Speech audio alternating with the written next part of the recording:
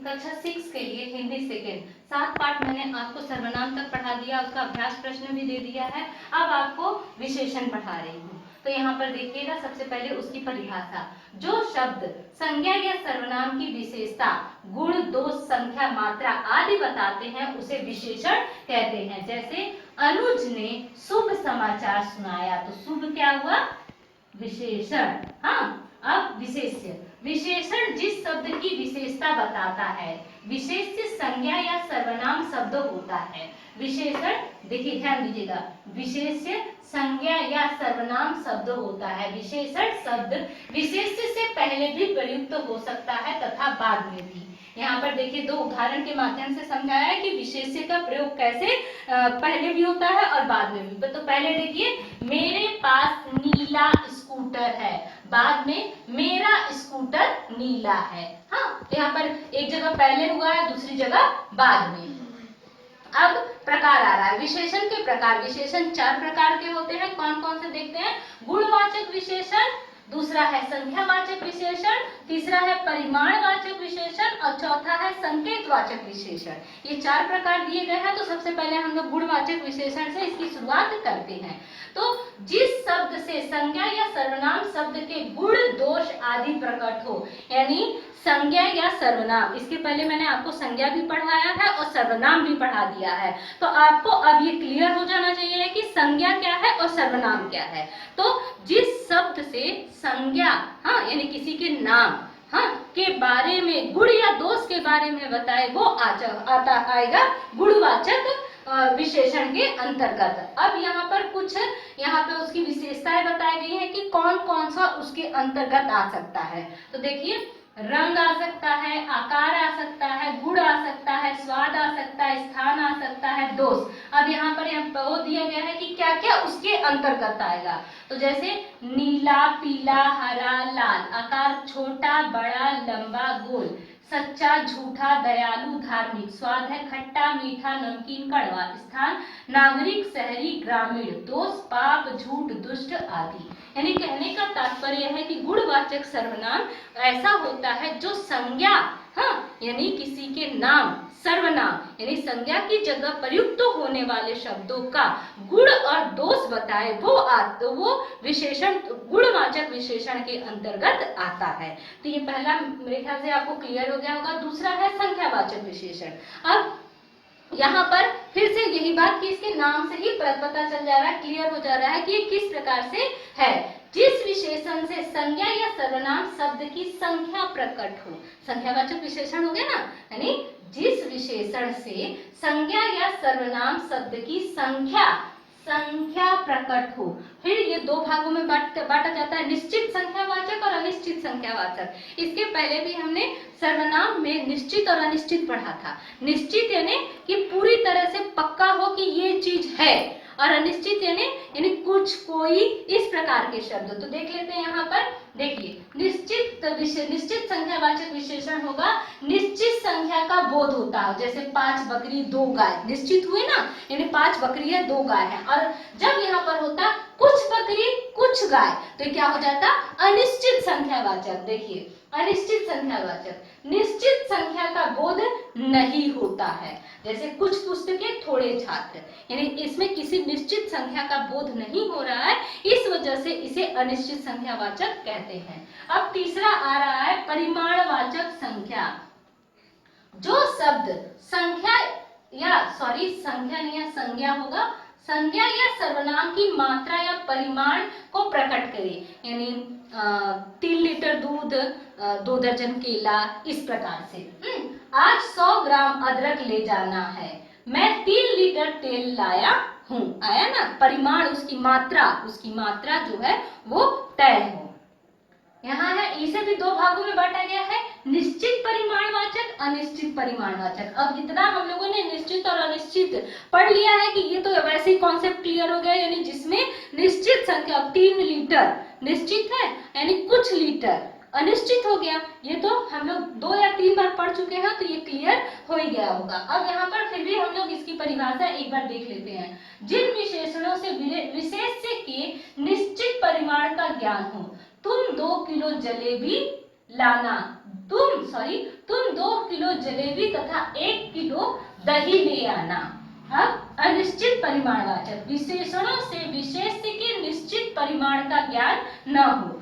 बाजार से कुछ मिठाई ले आना। फिर यहाँ कुछ शब्द आ गया, हाँ, तो ये आ गया फिर से तुम्हारा अनिश्चित परिमाणवाचक संज्ञा विशेषण, संकेतवाचक विशेषण, यानी जब सर्वनाम शब्द संज्ञा से पहले लगकर, ध्यान दीजिएगा, जब सर्वनाम शब्द संज्ञा से पहले लगकर विशेषण का कार्य करने लगता है तब वहां पर संकेतवाचक होता है। जैसे यह सर्वनाम हुआ, गाय संज्ञा हुआ, बड़ी सीधी है, यानी ये किसकी विशेषता है, गाय की विशेषता हो गई है, इसीलिए यहाँ पर संकेतवाचक विशेषण हो गया है। यहाँ पर ये 4 क्लियर हो चुके हैं कि विशेषण कितने प्रकार के होते हैं। फिर से एक बार हम लोग कर लेते हैं कि उसकी सबसे पहले हम लोग उसकी परिभाषा के बारे में जाने हैं। उसकी परिभाषा क्या है, जो शब्द संज्ञा या सर्वनाम की विशेषता बताता है उसे क्या कहते हैं, विशेषण। और जो शब्द विशेषण जिस शब्द की विशेषता बताता है, विशेषण जिस शब्द की विशेषता बताता है वो होता है विशेष्य। अब विशेषण 4 प्रकार के होते हैं, कौन कौन से, पहले है गुणवाचक विशेषण, हाँ, उसके अंतर्गत विशेषता मतलब आते हैं कौन कौन से, रंग, आकार, गुण, स्वाद, स्थान, दोष। अब संख्यावाचक विशेषण, उसके भी 2 प्रकार है, निश्चित संख्यावाचक और अनिश्चित संख्यावाचक। फिर तीसरा आता है परिमाण विशेषण, परिमाणवाचक विशेषण, इसके भी 2 प्रकार है, निश्चित परिमाणवाचक विशेषण और अनिश्चित परिमाणवाचक विशेषण। अब चौथा आया संकेतवाचक विशेषण। ये 4 प्रकार आपके हैं, इसकी परिभाषा मैंने आपको क्लियरली पूरी तरह से बता दी। विशेषण की अवस्थाएं, इसके पहले मैंने आपको उसकी परिभाषा, उसके प्रकार के बारे में बताया है, अब उसकी अवस्थाएं बता रही हूँ। तो तुलनात्मक दृष्टिकोण से विशेषण की 3 अवस्थाएं होती हैं, मूलावस्था, उत्तमावस्था, उत्तरावस्था और उत्तमावस्था। हाँ, तो अब इसकी परिभाषा जान लेते हैं हम लोग। जब विशेषणों का सामान्य रूप में प्रयोग करते हुए उनकी विशेषता की किसी तुलना नहीं की जाती है तथा केवल विशेषता के संबंध में सामान्य कथन ही होता है, तब उसे विशेषण की मूलावस्था कहते हैं। मुकेश सीधा बालक है, यानी कहने का तात्पर्य ये है कि सीधे सीधे तौर पर कोई बात बोल दी जाती है, उसमें कोई अन्य तर्क यानी सीधा से कोई अन्य बातें उसमें जोड़ी नहीं जाए, वही आपका मूलावस्था होता है। अब है उत्तरावस्था, मैं इसको उदाहरण की सहायता से क्लियर कर दूंगी। जब एक वस्तु की विशेषता की तुलना किसी दूसरी वस्तु की विशेषता से की जाती है और एक को दूसरी से श्रेष्ठ बताया जाता है, वो होता है आपका उत्तरावस्था। जैसे मृगांकी शालिनी से अधिक लंबी है, हाँ, यानी एक की तुलना किससे, दूसरे के साथ की गई है। अब तीसरा है उत्तमावस्था, जब एक वस्तु की विशेषता की तुलना बहुत सी वस्तुओं से की जाती है और उसे सबसे श्रेष्ठ बताया जाता है। अंजू कक्षा में सबसे सुंदर है, यानी एक कक्षा में सबसे सुंदर लड़की के बारे में बताया जा रहा है, यानी सबसे श्रेष्ठ लड़की के बारे में बताया जा रहा है, तो ये होगा उत्तमावस्था। हाँ, अब इसके 3 अवस्थाएं होती हैं, तो 3 प्रकार के शब्द भी बनते होंगे। तो जैसे देखिए मैंने यहाँ पर बता दिया है, श्रेष्ठ, श्रेष्ठतर, श्रेष्ठतम, हाँ, यानी इसमें क्या जुड़ा है, तर, और इसमें जुड़ा है तम।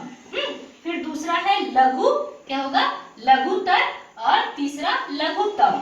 फिर चौथा महान, महानतर और महानतम। ठीक, इसी प्रकार से आप बाकी शब्द बना लीजिएगा जो मैं आपको यहाँ पर बता रही हूँ। जैसे कुशल, तो क्या होगा दूसरा, कुशलतर, और तीसरा कुशलतम। हाँ, उसी प्रकार से बाकी शब्द भी आप अपनी कॉपी में लिख लीजिएगा। देखिए ये आपका होमवर्क रहेगा। उच्च, दीर्घ, निम्न, न्यू, कठोर, दृढ़, सूक्ष्म, तीव्र, नवीन, गुरु। एक बार और पढ़ के बता दे रही हूँ, देखिए कुशल का मैंने आपको बता दिया है, बाकी आपको खुद करना है। ये देखा होगा, एक पहला उच्च, दूसरा दीर्घ, तीसरा निम्न, चौथा न्यून, पांचवा कठोर, छठा दृढ़, सातवां सूक्ष्म, आठवां तीव्र, नौवा नवी और 10वां गुरु। इस प्रकार से जैसे ये 3 बनाया है वैसे ये तीनों को भी बनाकर आप अपने उत्तर पुस्तिका में लिख लीजिएगा। यहाँ पर कुछ और है, सर्वनाम तथा सार्वनामिक विशेषणों में अंतर।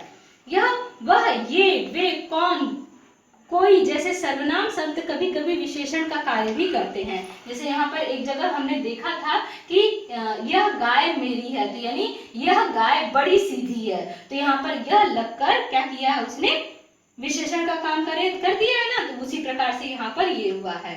अर्थात जब ये संज्ञा के स्थान पर नहीं बल्कि संज्ञा के साथ प्रयोग किए जाते हैं तब ये सार्वनामिक विशेषण संकेतवाचक विशेषण कहलाते हैं। यहाँ पर हमने ये पढ़ा दी है। हाँ, सर्वनाम, यह कल आया था, यह बालक हाँ कल आया था, यानी यह क्या हुआ, सार्वनामिक विशेषण। वे दौड़ रहे थे, वे लड़के दौड़ रहे थे, तो यहाँ पर वे क्या होगा, वे सार्वनामिक विशेषण हुआ। कुछ शब्द ही, अब विशेषणों की रचना यहाँ पर बताया जा रहा है। कुछ शब्द ही मूल रूप से विशेषण होते हैं, जैसे बुरा, चतुर, उच्च, तीव्र, निम्न, दृढ़ तथा योग्य आदि। कुछ विशेषणों की रचना संज्ञा, सर्वनाम, क्रिया, अव्यय आदि के द्वारा की जाती है। इनके उदाहरण निम्नवत है, यहाँ पर दिया जा रहा है, मैं आपको पढ़ के एक बार बता दे रही हूँ, वो आप लोग देख लीजिएगा। जैसे संज्ञा होगा नीति, उसका विशेषण होगा नैतिक, यानी इसके 2 कॉलम आप लोग ऐसे बना दीजिएगा, संज्ञा और यहाँ पर विशेषण। यहाँ पर लिखिएगा नीति और उसका विशेषण रूप क्या होगा, नैतिक। अब इसी प्रकार से विचार का वैचारिक, दिन का दैनिक, भूत का भौतिक, शब्द का शाब्दिक, साहित्य का साहित्यिक, समाज का सामाजिक, योग का योगी, लोभ का लोभी, सुख का सुखी, धन का धनी, स्थान का स्थानीय, स्वर्ग का स्वर्गीय। हाँ, और शब्द मैं बता रही हूँ आपको, ये आपको अपनी उत्तर पुस्तिका में, संज्ञा मैं बता रही हूँ, आपको विशेषण उससे बनाना है। ठीक, तो ये शब्द होंगे पीड़ा, जीव, द्रव्य, घृणा, पुष्प, प्यार, भटक, पुत्र, रूप, सांप, फुफा, चमक, गर्व। इस प्रकार से आप लोग बना लीजिएगा। अब यहाँ पर अभ्यास प्रश्न मैं आपको बता रही हूँ। तो अभ्यास प्रश्न है पहला, विशेषण से आप क्या समझते हैं, सोधारण लिखिए, यानी इसकी परिभाषा और उसके एक उदाहरण लिख दीजिएगा। विशेषण के विभिन्न प्रकार, तो यहाँ पर आपको 4 प्रकार बताए गए थे, वो भी अपने उत्तर पुस्तिका में परिभाषा के साथ स्पष्ट कर दीजिएगा। विशेषण तथा विशेष्य में अंतर, तो यहाँ पर दिया हुआ है, उसकी परिभाषा और उसका उदाहरण, मात्र इतना भी लिख देंगे तो भी आपके लिए काफी हो जाएगा। विशेषण की अवस्था से आप क्या समझते हैं, अवस्था यहाँ पर 3 दिया हुआ है, तो आपको तीनों के बारे में डिटेल में तीनों लिख दीजिएगा और उसके उदाहरण यहाँ पर दे दीजिएगा। अब विशेषण छाट कर लिखिए, यहाँ पर शब्द दिया गया है, अब आपको इनमें से बताना है कि कौन से विशेषण शब्द हैं। हाँ, जैसे कुछ शब्द संज्ञा के हैं और कुछ शब्द विशेषण हैं। तो देखिए क्या है, लोक, देव, उद्देश्य, उद्देश्य, अधिकारी, आधिकारिक, ऐतिहासिक, ये शब्द दिए हैं, इसमें से सिर्फ आपको विशेषण छाटकर लिखना है। अब यहाँ पे कुछ प्रश्न और रह गए हैं, थोड़ा सा देख लीजिएगा। निम्नलिखित वाक्यों में से विशेषण छाटकर लिखिए। पहला है, यह गाड़ी आगरा जा रही है। हाँ, इसमें क्या आपको छाटना है, विशेषण। दूसरा है, साधु लाल वस्त्र पहनते हैं, फिर से इसमें से एक विशेषण छाटिएगा। दूसरा है, तीसरा, 4 धावक मैदान में दौड़ेंगे। चौथा, सब्जी में थोड़ा नमक डाल दो।